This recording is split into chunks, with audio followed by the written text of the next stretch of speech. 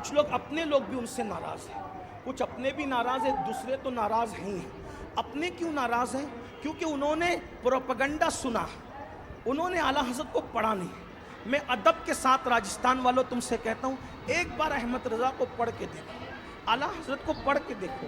جیسے کچھ لوگ یہ سمجھتے ہیں وہ خانقاہوں کے مخالف تھے، وہ خانقاہوں کے مخالف تھے، خانقاہی رسوم و رواج کے مخالف، خاص طور پہ سلسلہ چشتیہ کے مخالف تھے۔ میں نے کہا سلسلہ چشتیہ کی کیا مخالفت کی؟ وہ کہا غریب نواز کی شان میں کچھ نہیں لکھا۔ میں نے کہا اگر لکھنا ہی ضروری ہے تو آپ سے پوچھنا چاہتا ہوں آپ نے کتنے بزرگوں کے بارے میں لکھا وہ بتاؤ۔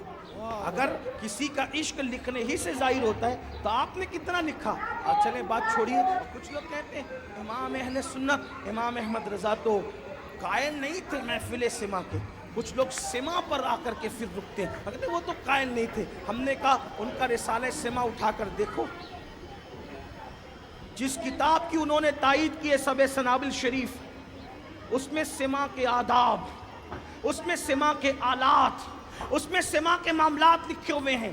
اور اس کے بعد آپ نے بھی فرمایا اہل کے لیے جائز ہے، اہل کے لیے جائز ہے، نا اہل کے لیے جائز نہیں۔ نمبر 2، پھر سما ویسی کی جائے جیسے بزرگان چشت کرتے تھے، جیسے بختیار کاکی نے کیا، محبوب الہی نے کیا، بندہ نواز کے سدراز نے کیا، ویسی کرو۔ ہم عامل بھی ہیں، قائل بھی ہیں۔ وہ کہتے ہیں نہیں وہ وجد کے قائل نہیں تھے۔ ہم نے کہا کس نے کہہ دیا؟ اور تو محفل میں وجد کی بات کرتا ہے، وہ تو ایسا ملنگ تھا کہ وہ تو پلسرات پر بھی وجد کی بات کرتا ہے۔